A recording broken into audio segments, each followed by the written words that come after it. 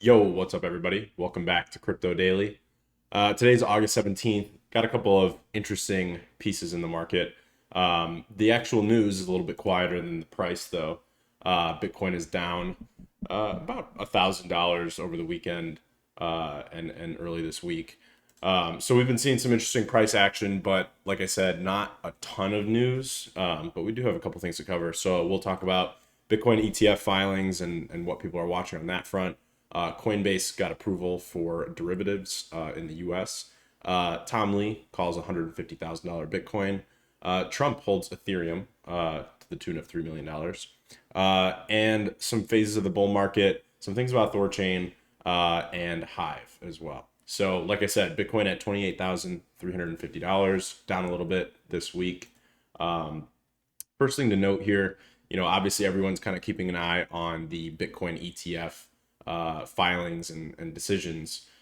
So the next big upcoming date is in October, where Grayscale will get their final case deadline.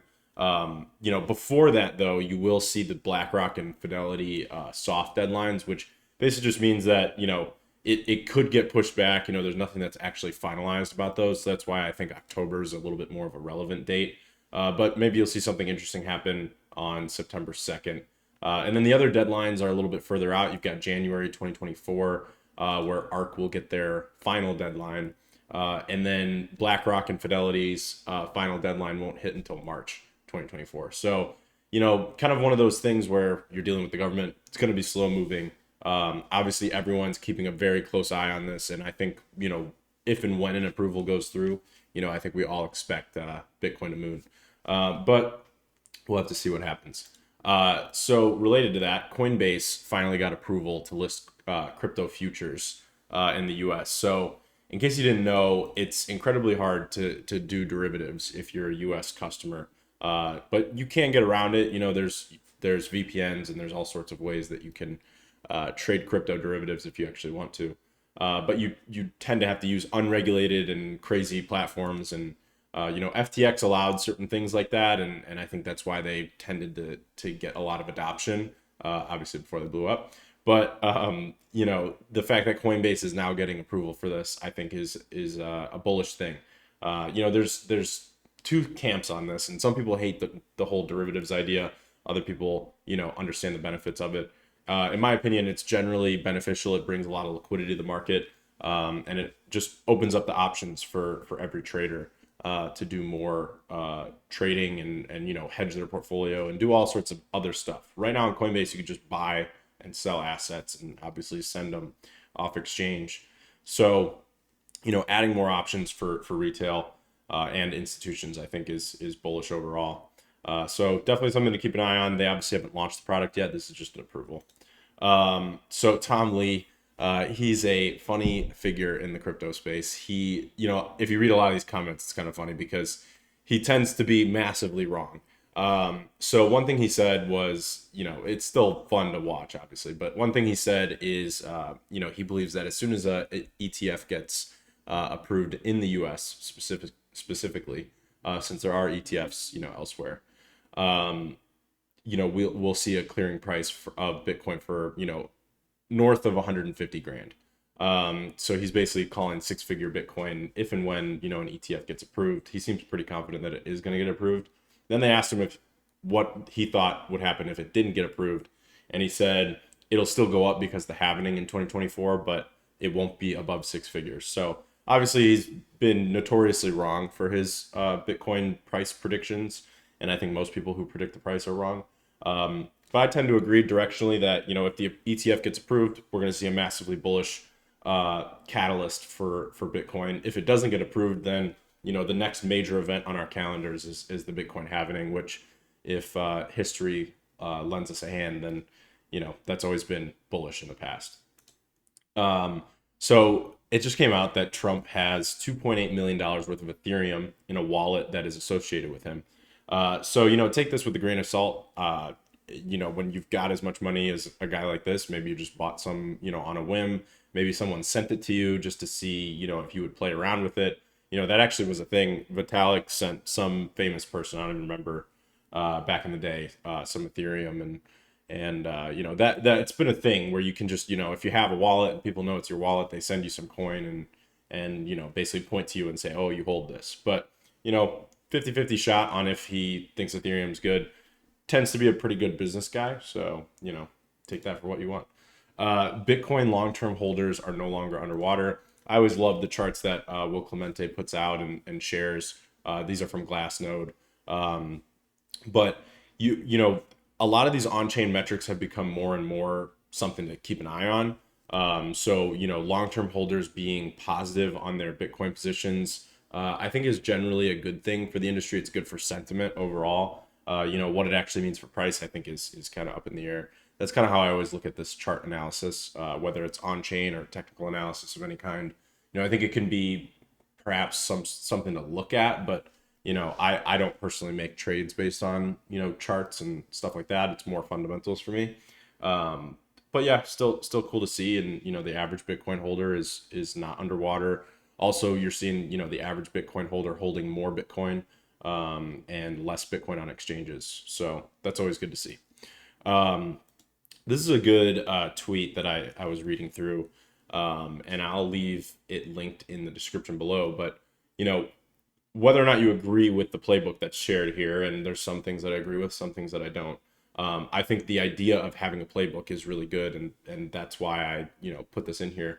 You know, if you were to take some time, and it's not that much time, you could take like a half an hour of your day, and just write down, you know, what phase you think the crypto market or stock market or whatever is in, and then write what phases you think will happen later. You know, I mean, you can predict that prices will be higher at some point. You can also predict that prices will be lower at some point, and then write down, you know, some sort of action plan for yourself based on your goals. You know, maybe your goals are to, you know, 3x your net worth by holding Bitcoin until the price goes up. You know, if that is the case, then maybe you should write down, you know, if Bitcoin does go, you know, 2x and 5x and 10x, you know, at these prices, this is what I'm going to do in, you know, in light of that goal. Same thing if the price goes down. You know, if it goes down, you know, are you going to take are you going to take losses, or are you going to, you know, buy more Bitcoin and accumulate more? How much more are you going to accumulate? Where's that money going to come from? You know, just having some sort of like framework for what you're doing, I think is really important. And it's always hard to make decisions in the moment, but it's a lot easier if you write down the decisions you want to make later on and then revisit those when that moment comes. Because, you know, our judgment gets very clouded when things happen. Like if Bitcoin goes to 60,000 tomorrow, I think most of us, our judgment's going to get really clouded. We'll get really excited. You know, we may say, oh, now, you know, it's 60K, it's going to go to 100K, and then you end up holding. And, you know, a lot of people did that in the last bull cycle and ended up never taking profits. So I think it's really important to have some sort of action plan of what you're going to do in different situations. And if you can write that plan well before those things actually happen, you can kind of write it, refine it a little bit over time. And then when that thing happens, you'll have a much clearer head for good decision making. So Thorchain and Rune is a project that I follow very closely. I'm a pretty big investor in it. I've long been one. I started writing articles about it back when the price was like 30 cents. So and that was, you know, in the last cycle. So I saw it go from 30 cents to $20, you know, took a bunch of profit, accumulated more. I bought more recently when it was down at $1. I haven't bought some for the last couple of days. If you haven't seen, the Rune price is now $1.50. So it's up, you know, well over 60% just in the past week. And they are on the verge of releasing lending, so collateralized loans on Thorchain. Prior to that, they halted the chain. So just yesterday, trading was halted because of a security vulnerability that the team spotted. No funds were lost, so that's, you know, a positive. They knew about the vulnerability early on and started investigating ways to fix it. It's actually not a vulnerability with Thorchain itself, but with TSS, which is a framework used by a lot of other projects. So there was a longer explanation, which I'll leave linked in the description, where you know, one of the node operators was talking about the whole situation and everything related to it. But essentially, I think this is kind of like a mixed bag. You know, Rune's actually not down as much as you might think if, you know, this news broke. But you know, I think if it gets fixed quickly and then we roll into lending, some crazy things might happen for the Rune price. I think it's already pretty crazy. You know, like I said in an article I wrote last week, you know, I think it's kind of a coin toss.